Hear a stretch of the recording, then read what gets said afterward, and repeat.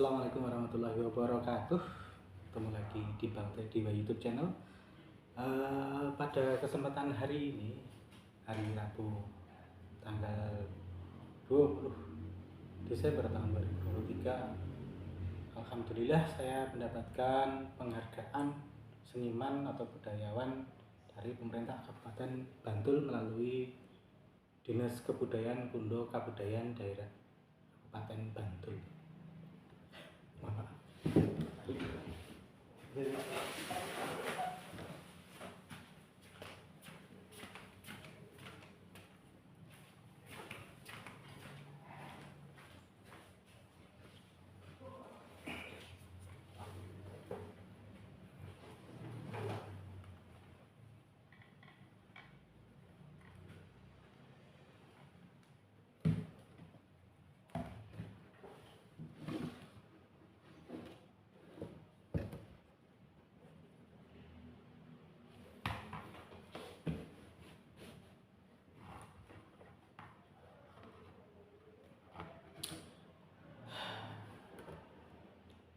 Assalamualaikum warahmatullahi wabarakatuh. Ketemu lagi di Bang Teddy YouTube channel.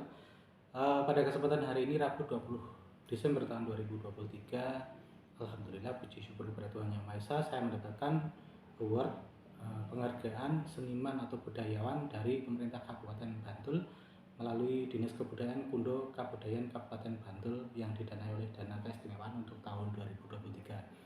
Yang penghargaannya, awardingnya dilaksanakan tadi pagi jam 9 sampai jam 11 di Pendopo Parasatya Kabupaten Bantul bersama seniman dan budayawan lainnya yang juga mendapatkan penghargaan tersebut, dan juga para pelestari seni tradisi atau adat tradisi yang ada di Kabupaten Bantul dan para pemelihara pelestari cagar budaya yang ada di Kabupaten Bantul.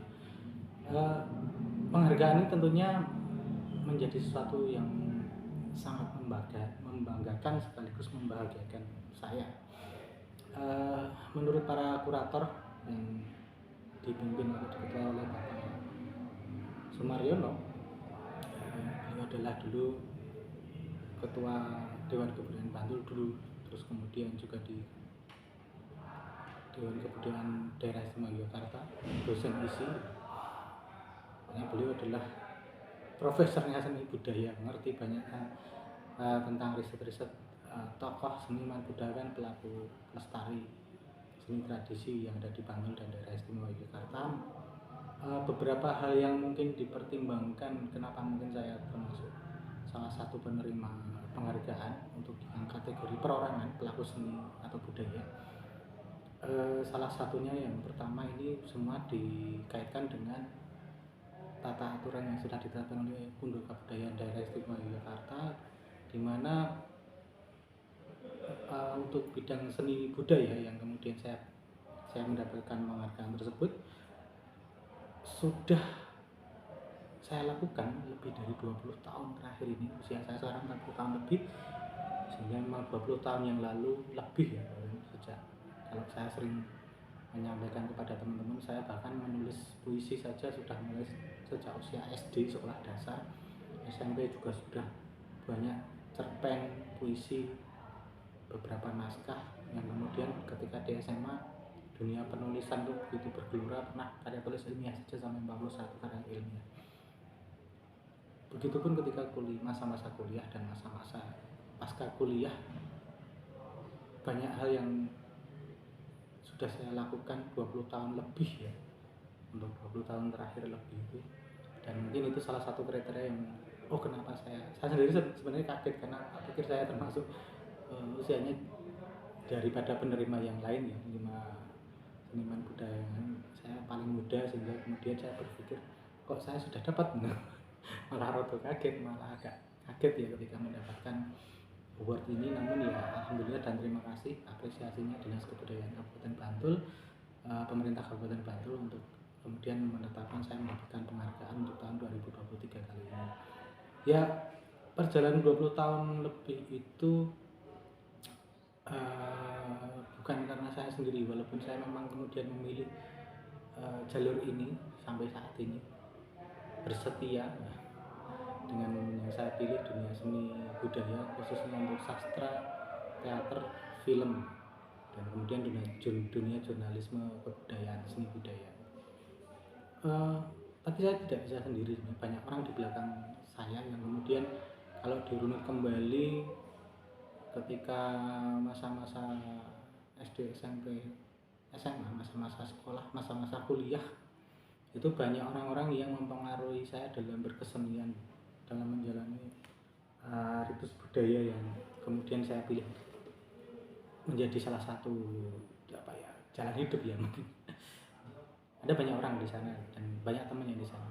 Kalau kemudian sekarang teman-teman bisa melihat saya dari akun YouTube channel saya Bang Teddy Wae, mungkin barangkali salah satu hal yang memang mungkin pertama ya, atau bisa dikatakan menginspirasi, mempengaruhi teman-teman lain kemudian untuk juga membuat YouTube berbasis seni budaya, karena Bang Teddy Wae bicaranya keseharian saya, hobi saya mancing, nulis, baca puisi, macam-macam, terus kemudian selasa sastra lebih-lebih sebenarnya sudah dimulai 13 tahun yang lalu. Embrio nama Selasa Sastranya, ketika bicara sastra ditarik mundur sudah lama sebenarnya, tapi saya akan bicara apa yang menjadi ikonik sekarang, bahwa saya masih menggawangi Selasa Sastra yang saya rintis secara konsisten, kontinu, setiap bulan berusaha ada offline maupun online selama 13 tahun terakhir tanpa putus, bahkan harus merogoh kocek sendiri dan teman-teman gitu ya mau mensupport sistemnya. Kemudian dalam hal ini Selasa Sastra menjadi ikon penting saya, karena ketika sebelum pandemi barangkali lebih banyak ke dokumentasi, belum banyak online.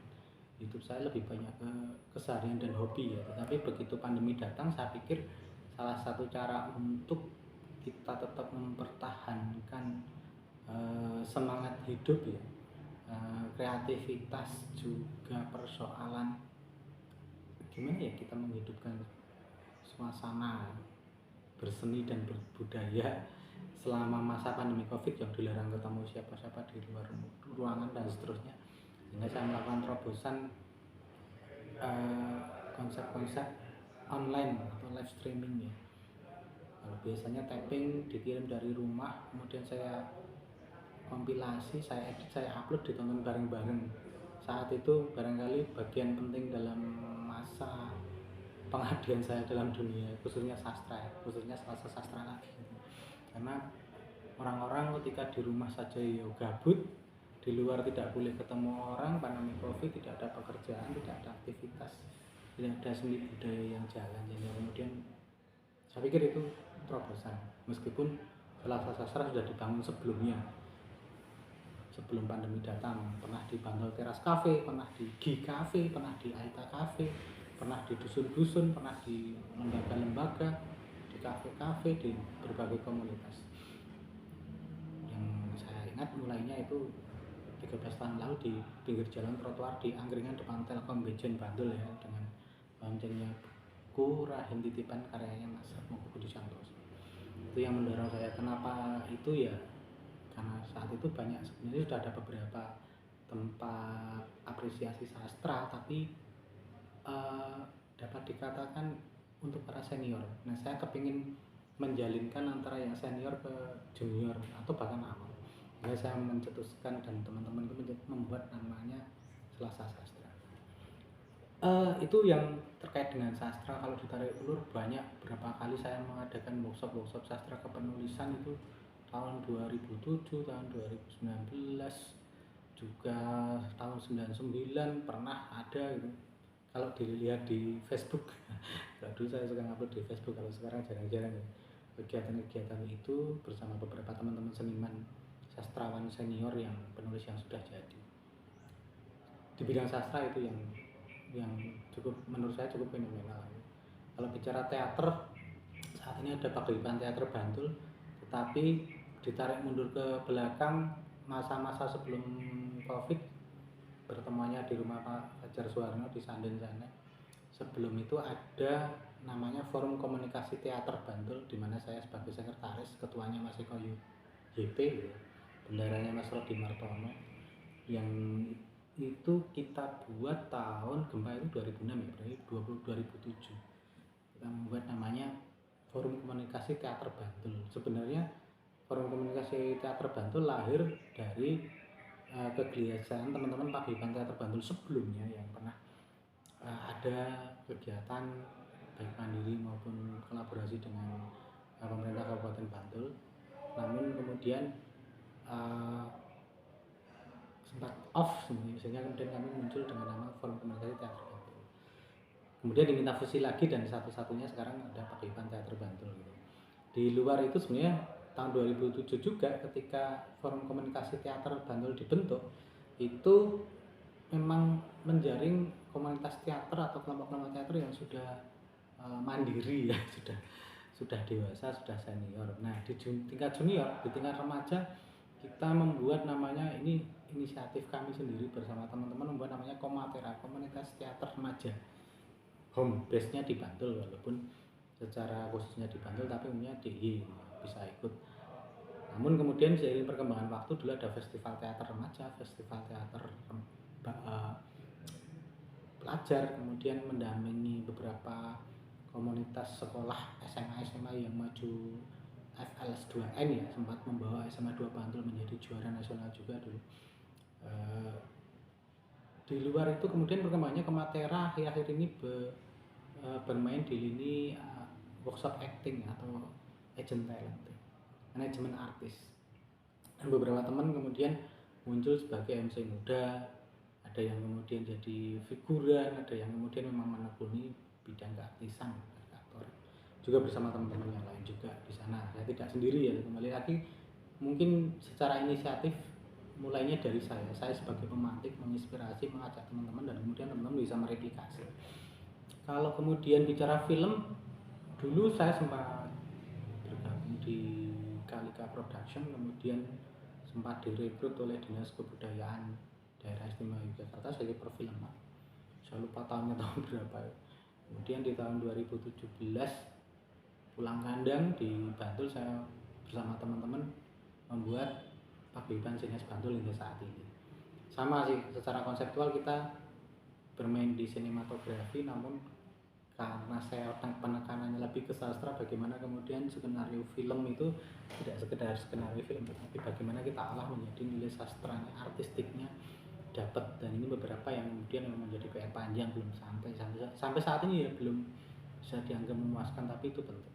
Tapi perjalanan menuju Paguyuban Sinias Bantul itu kalau ditarik mundur di masa-masa saya di Kalika Production, itu saya magang di sana latihan, karena saya untuk sastra, teater dan film tidak melalui jalur akademik yang formal, sehingga kemudian saya mendapatkan dari sanggar ke sanggar, dari tokoh-tokoh dan banyak orang-orang penting di sana, termasuk Pak Fajar Soeharno, tokoh sastrawan teater, film yang kemudian menjadi guru saya. Nah, tahun itu 2007 kalau nggak salah, ya sekitar 2007 juga, itu membuat namanya Forum Desa Sinema. Dulu skupnya Yogyakarta, jadi beberapa Karang Taruna yang membuat atau meminta kita untuk mengisi workshop film dan membuat film. Kemudian kita membuat jejaring Karang Taruna dusun atau desa yang kemudian fokus di film, dan kita buat namanya Forum Desa Sinema sampai saat ini. Dan kemarin sempat masuk ke Dana Indonesia walaupun belum, sudah sampai Jakarta walaupun kemudian belum dapat mengeksekusi, tidak masalah, karena memang semua itu progres dan reward kan berbanding apa yang kita kerjakan. Jadi tidak masalah juga. Ini masih bertumbuh terus untuk dunia film. Kalau bicara jurnalisme, dari 2012 saya membuat Suara Pemuda Jogja Media Group untuk memfasilitasi teman-teman muda yang ingin menulis citizen journalism untuk sekolah-sekolahnya, kampus-kampusnya, dusun-dusunnya, desa-desanya, kelompok-kelompok organisasi kepemudaannya, dan seterusnya. Ya, aktivitas saya di seputar dunia seni budaya itu teman-teman, dan memang kemudian saya diantara apa ya istilahnya, sela-sela kegiatan aktivitas bekerja baik untuk individu maupun kelompok ya masyarakat, saya mencoba menelurkan banyak, dan banyak harapannya sih itu menginspirasi, karena tidak kemudian berhenti di saya, tapi teman-teman juga kemudian bisa meneruskan langkah melestarikan seni budaya untuk pemajuan kebudayaan di Bantul, Yogyakarta pada umumnya itu bisa melaju ke tingkat nasional. Nah, kalau dikaitkan lagi tadi dengan pengantikannya Pak Mariono, bahwa kemudian apa yang saya lakukan bahkan sejak SD, SMP, SMA, kuliah hingga saat ini itu continue, walaupun mungkin tidak kemudian setiap hari ya, bisa jadi mungkin seminggu sekali, sebulan sekali, tetapi ritmenya jelas di dunia sastra, teater, film, jurnalisme budaya. Memang itu menjadi bagian yang kemudian saya pilih karena di tempat lain mungkin saya hobi aja. Saya hobinya fotografi.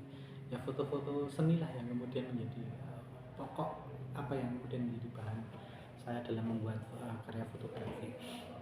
Itu jadi memang kalau ditanyakan apakah saya pernah berhenti, pernah dalam konteks berhenti ya istirahat sebentar jarang lagi. Karena kadang-kala untuk masuk di dunia seni budaya itu bukan hal yang mudah karena panggilan jiwa. Tidak semua orang bisa menikmati bekerja secara sosial bahkan non-profit untuk memajukan sastra, seni dan budaya. Itu teman-teman tadi juga yang kemudian jadi catatan penting dari Pak Nugroho Setianto, Kepala Dinas Gunduka Kebudayaan Kabupaten Bantul, bahwa ini tidak berhenti di penghargaan saja.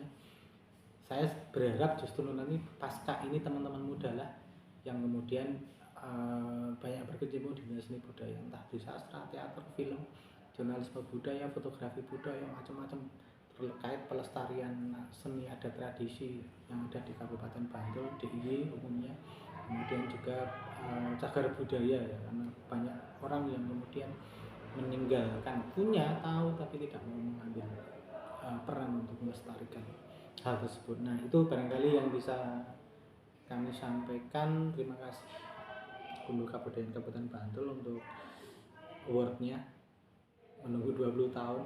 Kalau konon untuk tahun ini 2023 seleksinya sangat ketat, banyak perdebatan dan banyak evaluasi, banyak verifikasi. Saya sendiri sebelumnya nggak tahu apa-apa, terus tiba-tiba banyak para tokoh-tokoh yang kurator nelpon, WhatsApp, Mas apakah begini, apakah begitu, apakah pernah berhenti, apakah pernah melakukan tindak kejahatan dan seterusnya, apa yang Anda lakukan, produk apa yang bisa dilihat dari Bang Teddy Wae.